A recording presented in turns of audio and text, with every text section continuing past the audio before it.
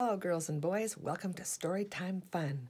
I dedicate this next book to my precious grandchildren, Ethan, Denver, Summer, and Violet.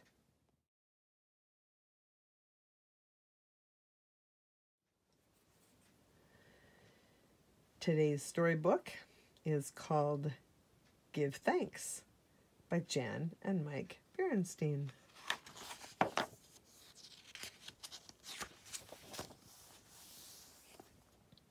It was autumn in Bear Country, and the sights and the sounds of the season were all around.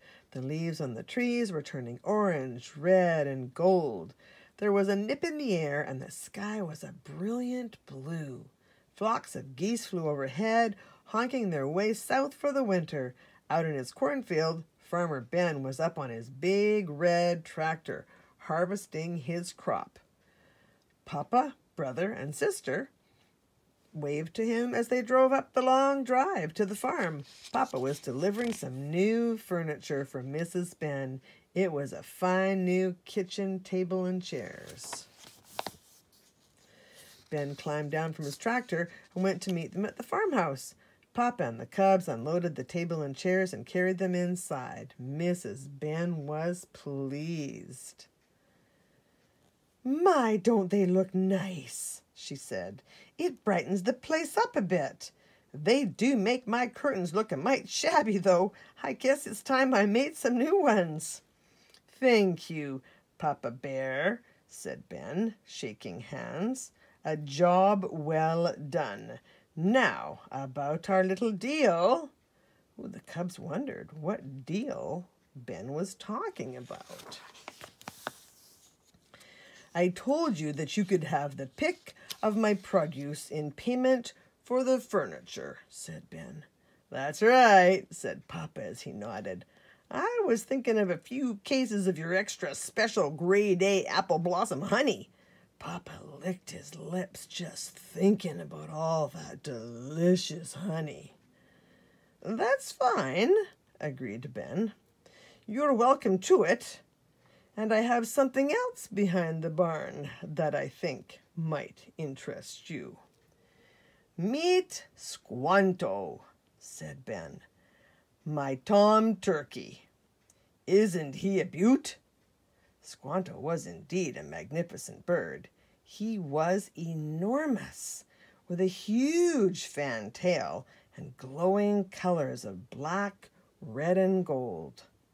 "Wow," said Papa, impressed. "That's some turkey." "He's beautiful," said Sister.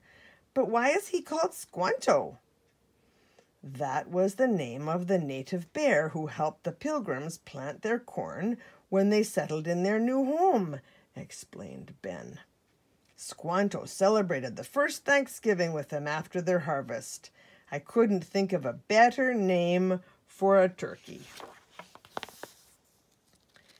"He sure is a fine bird," said Papa. "But what's he got to do with my furniture?"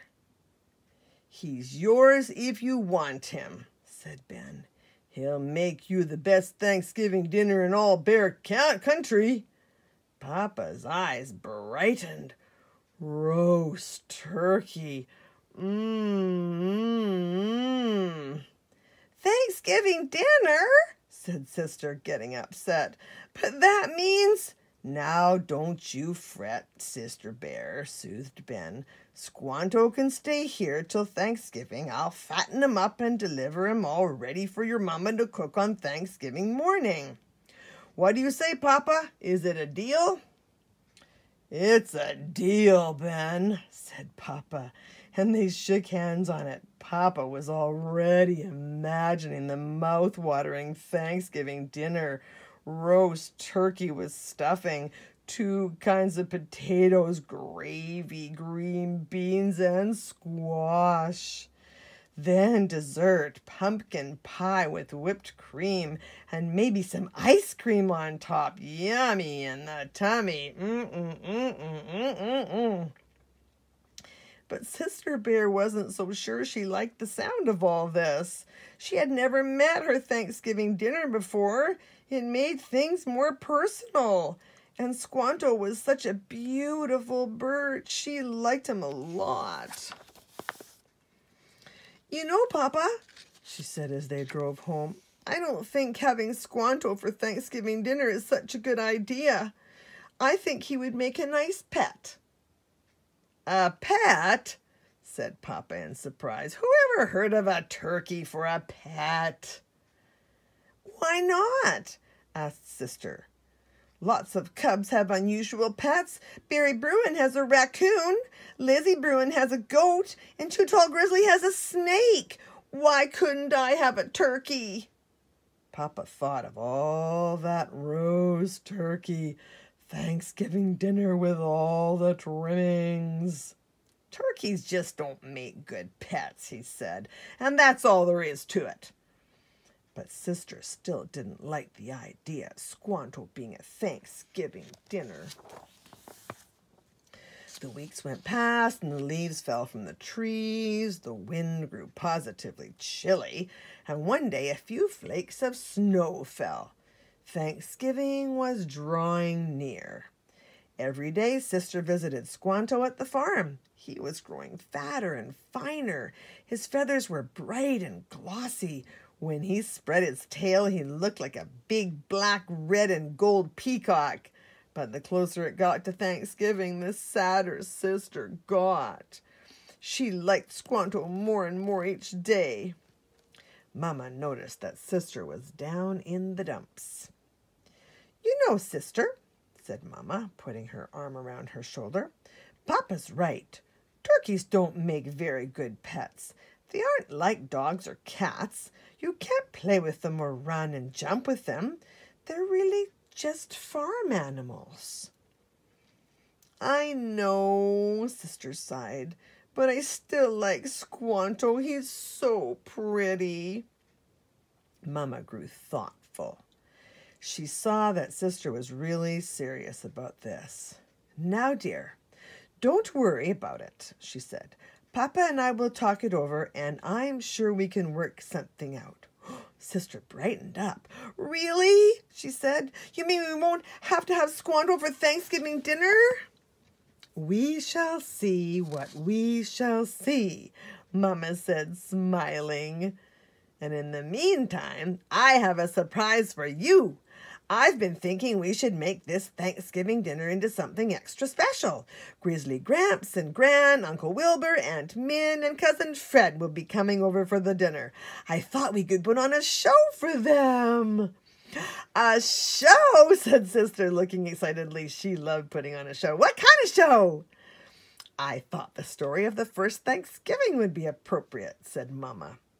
It could tell all about how the Pilgrims and the native bears celebrated the first Thanksgiving together hundreds of years ago.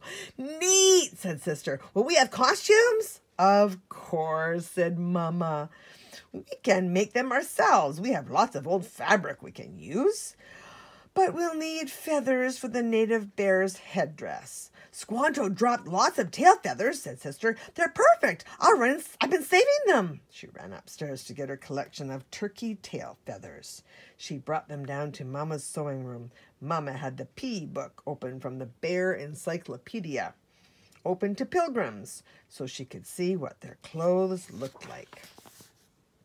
You're right, dear, said Mama, taking the feathers. These are perfect. But do you know what else we'll need? Sister shook her head. We'll need a script for the play, said Mama. Why don't you write one? Me? Certainly, said Mama, getting out her fabric and spreading it out. You know the story of the first Thanksgiving, don't you? I guess so, said Sister. She had heard about it at school over and over again every November. She should know it pretty well by now. Well, there you are, mumbled Mama with her mouth full of pins as she started working. So Sister got out a pad of paper and a pencil and set to work. It was hard. She had never written a play before. She asked Brother for help. Sister wrote the script and Brother copied the parts for each player. Sister was so busy working on the play that she forgot all about Squanto the turkey for a while. When Thanksgiving Day finally arrived, everything was ready. The script was written and copied. Mama had sewn beautiful pilgrim and native bear costumes, and the treehouse was full of the wonderful smells of Thanksgiving dinner. Around 2 o'clock, Grizzly Gramps and Gran, Uncle Wilbur, Aunt Min, and Cousin Fred arrived. Sister and brother grabbed Fred and took him up to their room to rehearse. Fred had a part in the play, too. An hour later, just before dinner time, Sister made an appearance on the landing of the stairs. She was dressed as a pilgrim maiden. "May I have your attention, please?" she called. The grown-ups turned toward her. "Oh, isn't she darling?" said Aunt Min. Sister did look cute in her pilgrim maiden hat. "We will now present the story of the first Thanksgiving," she announced. The grown-ups all applauded and found their seats to watch the play. The pilgrims lived in the old country. They wanted to worship God in the way they believed was right, but the rulers of the old country would not let them do this. The pilgrims decided to leave their home and seek a new land where they could worship in freedom. "I am a pilgrim. I am going on a dangerous journey." "Yes, we are going on a dangerous journey on a ship named the Mayflower." "We will try to find the new world." "But we are scared. We've never been on the ocean." "But we are willing to try." So they went off to find the new world. But it was bad. They got seasick. But one morning they spotted land. "Hooray, hooray! Now we can build our new homes." After going ashore, they found a good place to live. They called it Plymouth.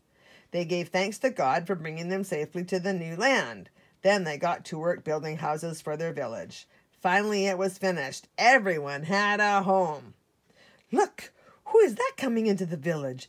It's a native bear. I hope he's friendly." "Me, Squanto." "He speaks English. What a miracle."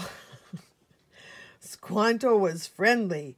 He helped the pilgrims grow more food. He showed them how to plant corn.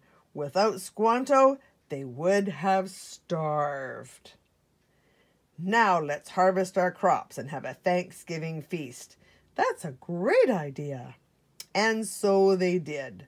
Squanto came to the feast too. They all bowed their heads and gave thanks to God for leading them to their new home where they could have peace and freedom. And then they ate and ate and ate and ate. The end. All the grown-ups clapped and stamped and whistled. It was a big hit. Aunt Min wiped her eyes. "They're all so darling," she sniffed. Mama rang a bell in the doorway. "Dinner time," she called. "Yay!" cried the cubs as they ran for the dining room. But then Sister stopped short.